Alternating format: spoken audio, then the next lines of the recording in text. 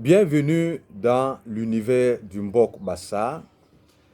Pour te plonger dans cet univers, il suffit juste d'aller sur Facebook. Au niveau de la recherche, tu saisis l'univers du Mbok Bassa, Mbok avec K et Bassa avec un S et deux A. Ou bien tu vas sur YouTube, l'univers du Mbok Bassa, et tu trouveras tout ce qui concerne les Bassa du Cameroun dans leur spiritualité. Tout ce qu'il faut connaître sur nos ancêtres, sur Hilolombi, tel qu'il a fait les choses et tel qu'il nous demande de les mettre en pratique. Alors aujourd'hui, nous allons parler de la mort et de la maladie. Comment est-ce que le Mbok Bassa conçoit la mort? Que nous dit le Mbok Bassa sur la mort? Alors, très rapidement, je vais aller dans le Mayema Mbok Bassa, le savoir social du peuple Bassa. Et voilà ce qui est écrit dans son paragraphe 74. Alors, c'est notre ancêtre, Sop Badak, qui s'adresse à son fils Modé. Isanye menindap yembut. Ndi bes bobaso diye balal bambang. Abon bes ngane numpe ilole antimb lia. Lole antimb lia. Au paragraphe 78, voilà ce qui est écrit. C'est toujours Sop Badak qui s'adresse à son fils Modé. Ki di gwe hana di lolbe ou ndi tongwi. Ndi hana no mama kengi manka hal gwela. Dinjibe bale ou bongwi ba hu ki ngok bombang. Bale ou bongwi ba hu ki ngok bombang. Donc Sop Badak dit à son fils que notre ancêtre, Sop Badak lui-même c'est notre ancêtre, qui s'adresse à son fils Modé, qui est aussi un de nos ancêtres, mais nous allons comprendre qui il était. Alors il s'adresse à lui, et qu'est-ce qu'il lui dit? Il lui dit que notre ancêtre Mbang, qui est parmi les 9 qui sont sortis du Lia, de Mbok Lia, dans l'univers de l'éternité. Alors, il lui dit que Mbang, notre Sogol, avait dit, il avait prédit qu'il devait, n'est-ce pas, nous envoyer quelqu'un qui va venir nous gouverner, quelqu'un d'autre qui viendra le remplacer pour nous gouverner. Et il dit avant, n'est-ce pas, qu'il ne rentre. Donc, il nous a fait cette promesse avant qu'il ne rentre au Lia. Il ne dit pas avant qu'il ne meure, mais il dit qu'il ne rentre au Lia. De la même manière, il va aussi dire à son fils toujours, n'est-ce pas, en lui parlant toujours de nos ancêtres, et oui, il se pose la question, si, comme son fils a commencé à faire des choses qui n'étaient pas selon Ilolombi et selon les ancêtres, et il va dire, il va s'inquiéter, il va dire qu'il ne sait pas si, n'est-ce pas, où Engui sont rentrés, n'est-ce pas, comme Ngok Imbang, qui étaient parmi les 9 qui sont rentrés, n'est-ce pas, qui sont venus du Mbok Lia, de l'univers de l'éternité. Alors, qu'est-ce que cela veut dire? Ce que nous devons comprendre, c'est que, selon le Mbok Bassa, quand l'homme est arrivé sur la terre, parce que nous avons vu que le Mbok Bassa nous a dit que l'homme a été chassé de l'univers de l'éternité qui est le Mbok Lia, pour venir sur la terre travailler. Et les 9 sont venus en mission. Alors, ce que le Mbok Bassa nous enseigne, c'est que ces gens ne mourraient pas. Ça veut dire qu'ils étaient encore dans l'éternité pendant tout le temps qu'ils étaient sur la terre. Et quand ils ont fini de travailler, ils ne sont pas morts comme nous le voyons aujourd'hui, non, mais ils sont plutôt rentrés dans l'univers de l'éternité. C'est pour cela que le Mbok Bassa nous présente ici la mort comme un retour vers l'univers de l'éternité. Dans le Mayema Mbok Bassa, on ne parle que du retour dans l'univers de l'éternité. Alors, qu'est-ce qui s'est passé pour que les choses commencent comme nous à se réaliser comme nous le voyons aujourd'hui, à savoir, n'est-ce pas, mourir, être enterré. Alors nous allons lire ce que le Mayema Mbok Bassa nous dit par rapport à cela. Au paragraphe 61 de Mayema Mbok Bassa, voilà ce qui est écrit. Lingen di Angombok, man ugagwal jojele mode. Ayiswa mwe, aga heles isang ibodol nkenge, ipam aga nang. Ingera aga bodol kan biku. Nyen aga pemes nyemb imbay. Mur aga unhabi liya. Inyule misma bot bana. Malama be tehe mim. Mingem ngap minji di mismap maye kilale itehe mim. Alors, au paragraphe 89, qu'est-ce que nous avons aussi? Au kal kingwile akena nson ibisu. Inyule unson ba yiglenye ubengi bodol. Kimut abangi wo bomakon mabangi lo. Ikel mode ajubus manola yokela nyen yak makon malo imbok lia. Nous avons la prophétesse Lingen qui s'adresse à la mère de Modé et il lui annonce la naissance de Modé. Et elle lui fait comprendre que Modé sera l'incarnation du mal et que c'est lui qui apportera la mort. Mangal qui s'adresse à Ou, il est en train de lui expliquer que la mort n'existait pas et qu'il ne pouvait pas travailler. Son travail n'avait pas encore commencé. Pourquoi? Parce qu'il n'y avait pas la mort, il n'y avait même pas la maladie. Cela nous enseigne que la mort, comme nous l'avons dit, ça n'existait pas. Les gens ne mouraient pas. Quand quelqu'un vivait sur la terre, comme par exemple les premiers qui sont venus, après un certain temps, après avoir rempli leur mission, fini de travailler, ils rentraient dans l'univers de l'éternité qui est le Mbok Lia. Alors, qui est-ce qui apporte la mort? Nous avons le texte que nous avons lu tout à l'heure qui nous dit que ceux qui sont venus du Lia ne connaissaient pas la mort. Ils n'avaient jamais vu de cadavre et ils ne devaient même pas voir de cadavre. Ils savaient dans leur cœur qu'il y a la mort, mais ils n'avaient jamais vu la mort, ils n'avaient jamais vu de cadavre.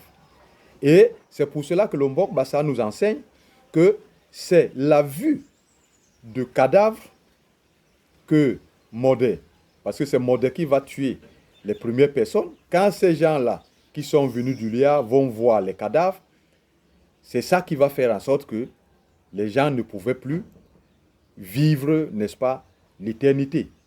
Ils ne pouvaient plus, n'est-ce pas, durer sur la terre. La longévité de la vie s'est écoutée. Donc, qu'est-ce que cela nous enseigne ici?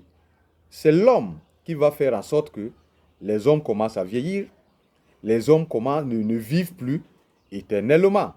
Pourquoi? Parce qu'il a apporté la mort, il a tué. Et le Mbok Bassa aussi nous enseigne que ceux qui sont venus là, normalement, devaient encore durer sur la terre, mais dès que la mort a commencé, ils ont vu les cadavres, alors ils sont rentrés avant leur temps prévu. Donc, le Mbok Bassa veut nous faire comprendre que c'est l'homme par le mal qui apporte la mort sur la terre. Les maladies, est-ce qu'il n'y en avait pas? Non, les maladies, il y en avait. Mais, qu'est-ce que le Mayema Mbok Bassa nous dit au paragraphe 178? Il nous enseigne que les maladies existaient, mais ces maladies-là étaient soignées par la parole. Ça veut dire que quand tu étais malade, on parlait et cette maladie était finie, terminée. Tu recouvrais la santé. Mais qu'est-ce qui s'est passé? Il y a toujours l'homme, mais cette fois-ci par l'entremise d'un autre qui est appelé Njombion, qui lui, n'est-ce pas, le Mayema Mbok Bassa dit qu'il a été pire que Modé, qui était considéré comme l'incarnation du mal au départ. Mais Njombion, lui, il a été plus que lui dans le mal. Et ce qui a fait en sorte que, ça veut dire qu'il avait trouvé des subterfuges pour lancer les maladies aux gens de telle manière qu'elles ne pouvaient plus se soigner par la parole. Et c'est pour ça qu'au verset au paragraphe 118, il nous est dit que où va créer un autre système. C'est à ce moment-là qu'il va enseigner aux hommes à se soigner par les écorces d'arbres et les feuilles. Parce que la parole ne pouvait plus soigner ces maladies. Donc, ce qui veut dire que quoi, c'est à ce moment-là qu'on a commencé à soigner les gens par les feuilles et les écorces d'arbres. Dans le Mayamambok Bassa, les premiers hommes se promenaient avec les bakouris, qui sont les esprits, les êtres élevés qui sont dans l'univers de l'éternité. Ça veut dire qu'ils venaient sur la terre, ils causaient avec des hommes, ils marchaient avec les hommes. Mais c'est à cause du mal que Njombion a entraîné les hommes sur la terre. C'est ce qui a entraîné, qui a fait en sorte que ces êtres-là, ces esprits ou ces anges n'ont pu rester sur la terre. Ils sont rentrés vers l'univers de l'éternité. Et ce que nous devons aussi savoir par rapport à la mort est que certaines personnes qui vivaient très bien pouvaient voir même ceux qui étaient déjà rentrés dans le Mboklia, dans l'univers de l'éternité. Par exemple, dans le paragraphe 165, il nous est dit, n'est-ce pas, on va dire à un de nos ancêtres toujours, qui s'appelle Lep, que s'il marche dans le bien, il pourra voir son père ou qui sera déjà mort. Ça veut dire que s'il marche comme il faut, selon les ancêtres, selon Ilolombi, le créateur, il pouvait voir même ceux qui sont partis avant lui.